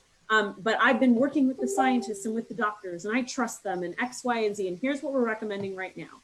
And he would have been a freaking genius, a great businessman, if he had just made and marketed MAGA masks. I mean, Hard agree. But Hard during agree. that time, the masks weren't even, the CDC was saying that masks That's- weren't helpful. I understand. Well, it's not that they were saying it wasn't Hold on. helpful. They weren't mandating them. And No, that's they originally said that masks was- didn't help. hold on. Rob's right there. Sorry. There was a short period at the Yeah. very beginning where they said it was a hazard. Well, yeah, a That's short period. But I'm not talking about like, I went on an international vacation in the middle of February, and I got back in the beginning of March and had a trial, and I was like, why doesn't this witness want to shake my hand? That's rude. Like, we didn't know what we didn't know, right? Yeah. We didn't know. Things changed. My point is that he knew it was serious. And He knew, even- but Fauci didn't. that's not what I said. I never said that. But you were I'm saying talking that it about- was I'm talking about novel. Trump. Hold on. I'm talking about Trump. It can be novel and you still recognize the severity of it, but not understand all of the mechanisms of infection or how it moves through the body. He admitted he knew how serious it was, but he didn't tell that to the American people. I'm not even talking about the science right now. I'm talking about his words and his intentions and what he told us, the people he supposedly represents, the people he answers to, the people who he wants to vote for him. And he said something totally different to us.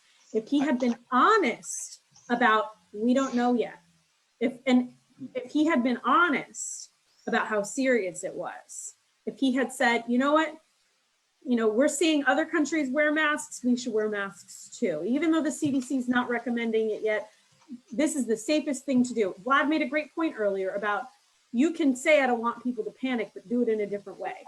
You can say, I agree. we need to take this really seriously. I'm not trying to scare anybody. I don't want anybody to panic. You don't need to get your millionth roll of toilet paper. There were so many other ways that he could have handled things, and lying. I don't like liars, cheaters, and hypocrites. That's my big moral line in life. And the lie is what did it for me on that issue. I understand, I can excuse changing recommendations, but lying is the problem. And the lies created this kind of politicization around these issues, these safety issues for public health.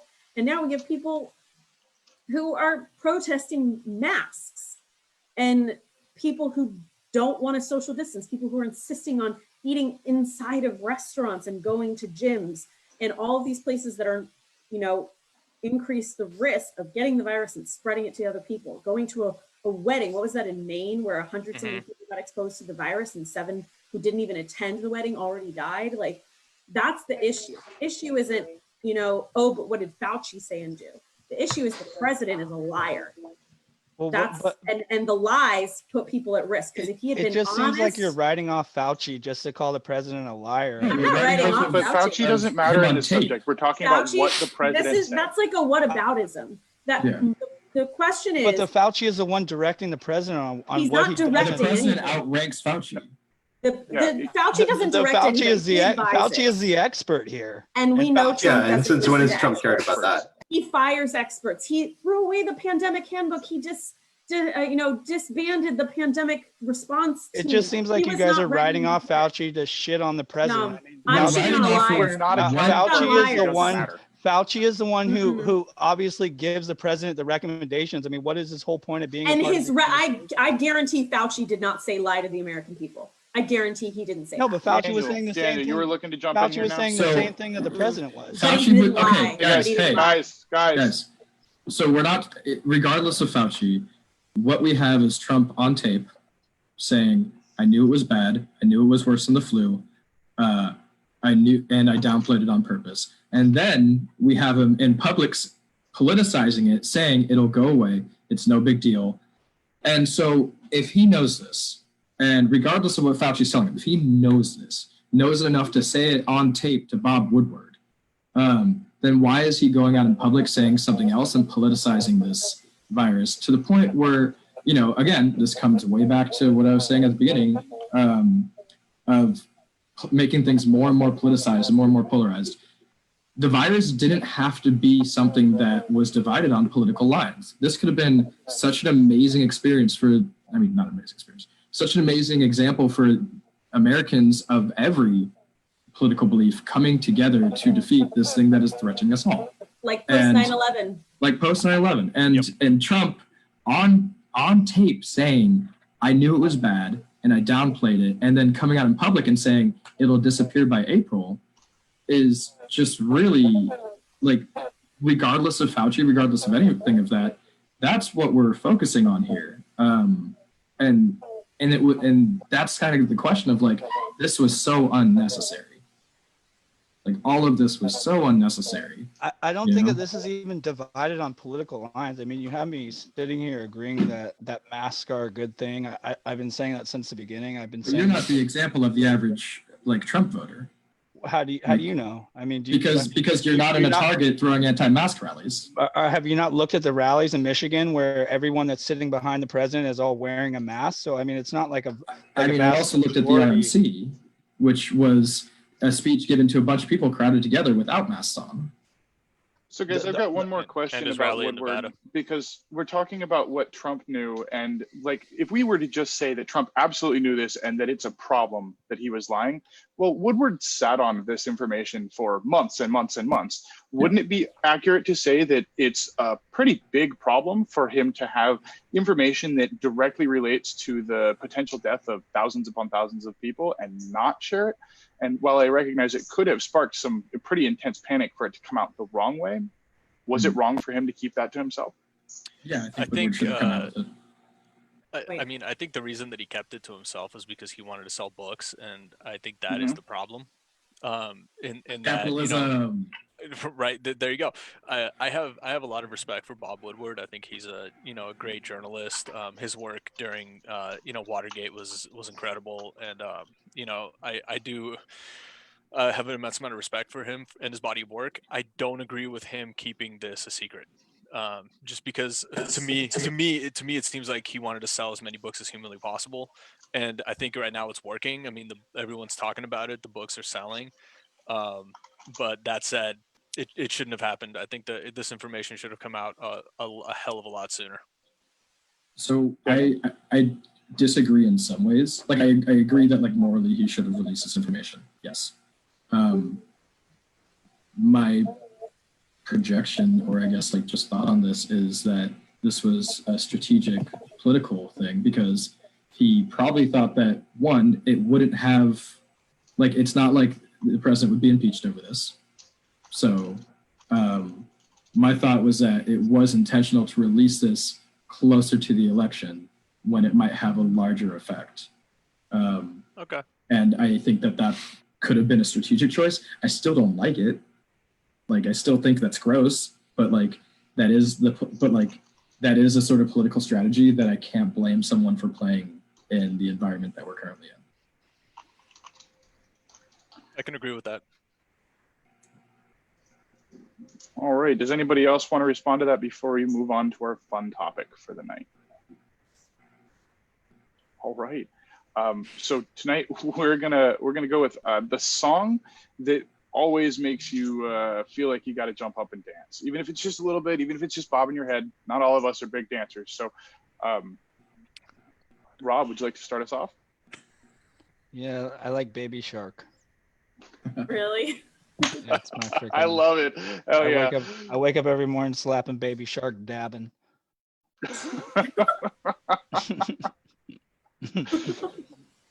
I love it. I love it. Alex Hannah. seconds that, by the way. Like sugar. That's fine. I love that song. Mhm. Amanda? I'm gonna be really cliche and say I Want to Dance with Somebody by Whitney Houston. Every time. My wife would love that answer. Daniel? Vladimir, what's yours? Or Daniel. Our screen order's got to be different. Yeah. Mine is the same as my go-to karaoke song, and it's Get Low by Lil Jon, because I am a terrible dancer. I don't know how to dance, but when that song comes on, I know exactly what to do, and that's Get Low. So, Clear instructions. yeah. Mhm. Authoritarian Vlad. songs, you who knew? Vlad, what song gets you? I'm thoroughly shocked that no one in this group has said this. I'm gonna go with "What Is Love" by Hadaway. Thank you, Amanda. Thank you. My favorite is it's a track by a DJ. The DJ is named And Him, and the song is House. Never heard of it. Yeah, of course not. No, probably no one has. That's music. yeah, it's really good. Hella good. Jules. David Bowie, Let's Dance. And instructions, right? Instructions. Dance, okay. Sounds good. And our comment mod Alex says REO Speedwagon, let's go. But I'm pretty sure we all know it's Let It Go from Frozen. So Mhm. Yeah. It is. It most certainly is. That's the bag. 100% Oh true, by no, the he's way. here. hey, he showed up. Oh, he's here. It's time to cut It's the time to feed. let it Cut go. the feed. Cut the Lurking feed. in the background. And we're done. Hey, great Not job creepy tonight, at guys. all. Seriously, a lot you of guys fun. killed it. Thank you We're all. still for live, coming. Alex. Thank you for We're still jumping live. in and paying attention. Thank you guys for having some patience with me as I toggled screens and lost track of a few Are we things. still live? Yes. We are still Yeah, live. we are. And so everybody, thank you for watching. Like and subscribe. Smash that like and subscribe button. Yeah, come check us out next time. We're going to do another podcast on Tuesday, I believe at 7 p.m., talking about the intersection of religion and politics. So we'd love to see you there. Come check it out. See you there. Thank you. Bye.